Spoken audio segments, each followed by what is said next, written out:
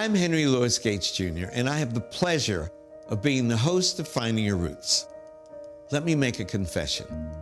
I just can't get enough of genealogy. Throughout the years, we've been able to make meaningful, emotional, and sometimes even shocking discoveries, connecting our guests to ancestors on their family trees.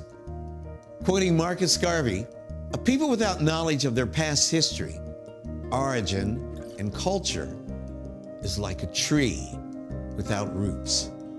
Knowing our family history creates a sense of belonging, a deep connection to the past, understanding how the past continues to influence us today.